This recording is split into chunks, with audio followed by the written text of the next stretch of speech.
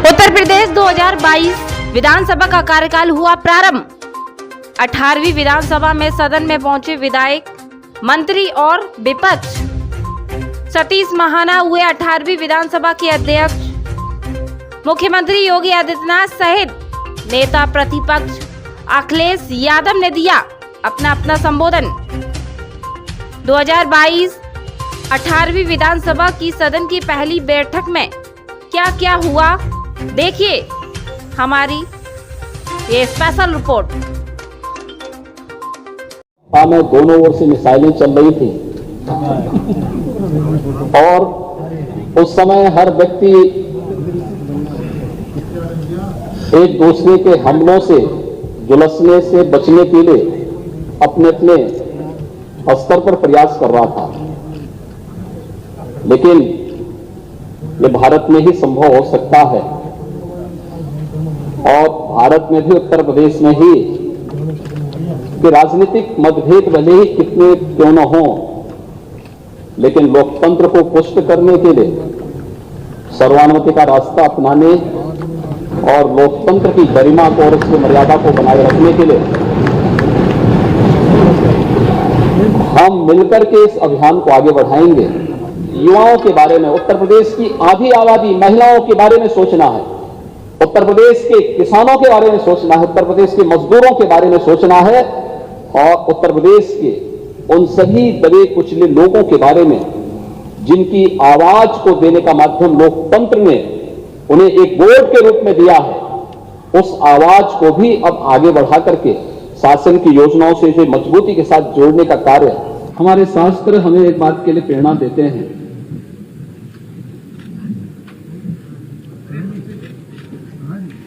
कि जब भी महान बनने का कोई अवसर मिले तो हमें इस अवसर से वंचित नहीं होना चाहिए। तैत्तिरीय उपनिषद ने भी कहा है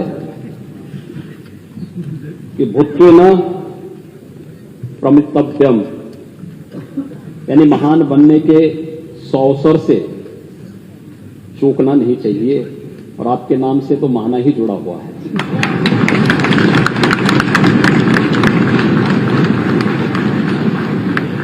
स्वाभाविक रूप से लोकतंत्र के इस गौरवपूर्ण आसन पर विराजमान होना ये किसी भी सदस्य के लिए न केवल अभिनंदनीय है बल्कि गौरवपूर्ण भी। और फिर इस पीठ पर एक अनुभवी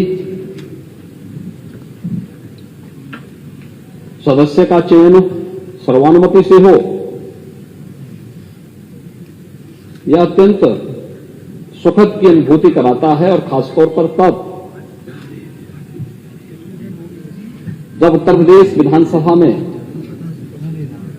अभी बहुत दिन नहीं हुए हैं, मार्च प्रथम सप्ताह में दोनों ओर से मिसाइलें चल रही थी और उस समय हर व्यक्ति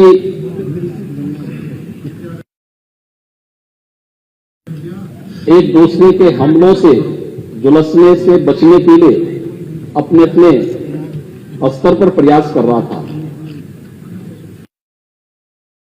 लेकिन ये भारत में ही संभव हो सकता है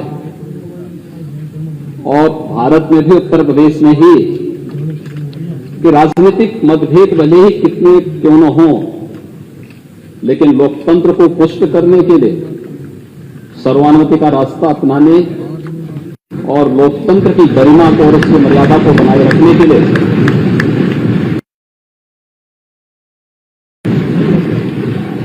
हम मिलकर के इस अभियान को आगे बढ़ाएंगे। और आज आपका सर्वानुमति से यहां पर चयन हुआ है, ये सचमुच भारत की उन मजबूत लोकतांत्रिक परंपराओं को और भी मजबूत करता है और भी पुष्ट करता है। मैं इसके लिए सत्ता पक्ष और विपक्ष से जुड़े हुए अपने सभी माननीय जो नेतागण हैं, नेता प्रतिपक्ष और सभी दलों के अपने नेताओं के साथ साथ नवनिर्वाचित सभी माननीय सदस्यों को भी मैं हृदय से उनके चुनाव के लिए और आपके चुनाव के लिए भी मैं उन सबका हृदय से अभिनंदन भी करता हूं और धन्यवाद भी देता हूं। अध्यक्ष महोदय, उनका नाम मालूम हो तो बता दिए, शुरू से आसानी हो जाएगी। आवाज मैं बात को आगे नहीं बढ़ाऊंगा अध्यक्ष महोदय। और मुझे खुशी है कि अध्यक्ष ऐसे हमारे बने हैं कि अब जब कभी विदेश यात्रा होगी तो भूलेंगे नहीं हम लोगों को। ये ना करना कि राइट वालों को बिठा करके ले जाएं आप। हालांकि राइट में कुछ ऐसे सदस्य हैं वो विदेश नहीं जाना चाहते। विपक्ष नेता समाजवादी पार्टी आदरणीय, मुझे खुशी है कि आप आज उस पद पर बैठे हैं। मैं अपनी तरफ से, समाजवादी पार्टी की तरफ से और जितने भी हमारे विपक्ष के नेता हैं उनकी तरफ से मैं आपको बहुत बहुत बधाई और बहुत बहुत मुबारकबाद देना चाहता हूँ। नेता सदन ने बहुत सी चीज़ें विस्तार से आप रखी हैं, मैं अपने आप को भी उससे संबद्ध करता हूँ। और वहीं ये लोकतंत्र को मजबूत बनाने के लिए जो परंपरा चाहता था वो छिप जाया करता था, वो स्पीकर नहीं बनना चाहता था। और इसी लोकतंत्र को बचाने के लिए न जाने कितने स्पीकर कुर्बान हुए होंगे। मुझे खुशी है समय समय पे आपके संरक्षण की जरूरत होगी। लोकतंत्र की परंपराएं रही हैं कि सर्वसम्मति से ही अध्यक्ष चुना जाता है। मुझे खुशी है कि उस पद पर आप बैठे, उस पद को शोभित कर रहे हैं जहां पर निर्वहन करते हुए संसदीय इतिहास कायम किया है, जहां आप लगातार एक क्षेत्र से जीत करके आए। ऐसे बहुत सारे कम लोग होते हैं जो लगातार एक क्षेत्र में जीतते रहे। स्वाभाविक है वही सदस्य जीतता है जो जनता के बीच में लोकप्रिय हो। और ऐसे सदस्य जिनको हम पाकर के खुश हैं, जिनका बहुत बड़ा अनुभव रहा है। आप सदन में कई मौकों पर कई समितियों के सदस्य रहे हैं, जो मुझे बायोडाटा मिला है आपका। इस सदन की याचिका समिति के, विधान पुस्तकालय समिति के सदस्य रहे आप, संसदीय शोध संदर्भ एवं अध्ययन समिति में रहे, प्रतिनिधित्व विधायन समिति में रहे आप, लोक लेखा समिति, प्राक्कलन समिति, नियम समिति, प्रश्न एवं संदर्भ समिति के साथ साथ उत्तर प्रदेश सरकार में आप अपनी ड्यूटी निभाते हुए, क्योंकि बहुत बड़ी जिम्मेदारी स्पीकर की ड्यूटी है, जिम्मेदारी बड़ी है, क्योंकि उन्हें हम अब आपको उन्होंने छोड़ दिया है। मुझे उम्मीद है निष्पक्ष हैं आप, और आपको अब छोड़ दिया उस स्थान पर। नहीं है कि नेता सदन ने जो कोरोना पे बात कही है, वो समय आएगा तो मैं कोरोना पे भी बात करूंगा, क्योंकि उस शहर से आप आए हैं जिस शहर ने कोरोना देखा था। और कैसा कोरोना देखा था, उस शहर के सेविंग अकाउंट बता सकते हैं कि अगर देश में सेविंग अकाउंट से पैसा कहीं अगर सबसे ज्यादा निकाला गया था तो वो कानपुर शहर था, आपका शहर था। इसलिए वो बहस का समय नहीं है अभी तो केवल हम इतना कहना चाहते हैं विपक्ष के होने के नाते कि समय समय पे आपके संरक्षण की जरूरत पड़ेगी, और जितना आप विपक्ष को मौका देंगे उतना लोकतंत्र मजबूत होगा। हमारे मंत्री कई बार जवाब नहीं दे पाते थे, मुझे खड़ा होना पड़ता था। इसलिए वो अनुभव आपके पास है, उस समय आपके संरक्षण की जरूरत पड़ेगी, क्योंकि आज इलेक्टेड गवर्नमेंट के आप स्पीकर हैं। हम सब महोदय, ये बात तो मुझे पहले जानकारी करनी थी। आपने प्रयास नहीं किया ना।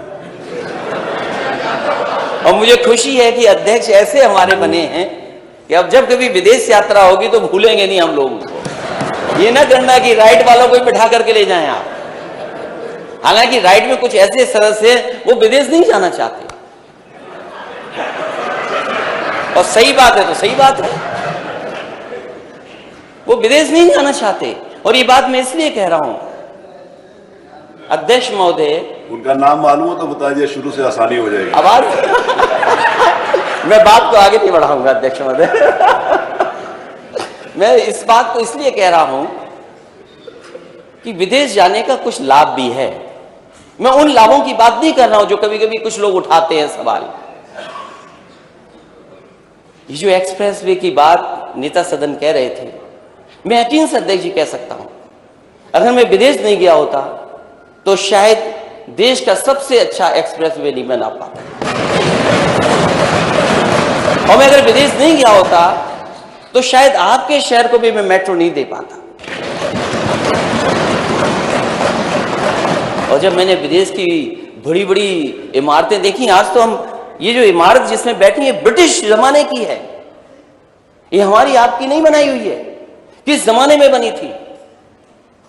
और मुझे खुशी है इस बात की कि चाहे हमने ब्रिटिश परंपरा को निभाया हो, आप अध्यक्ष जी आप उस पद पर हैं, हम आपसे बहस नहीं करेंगे, क्योंकि सच्चाई आप भी जानते हो, सच्चाई मैं भी जानता हूं। और जो सदस्य बोल रहे हैं, अध्यक्ष जी इनको कमरे में आकर बुला करके बता देना।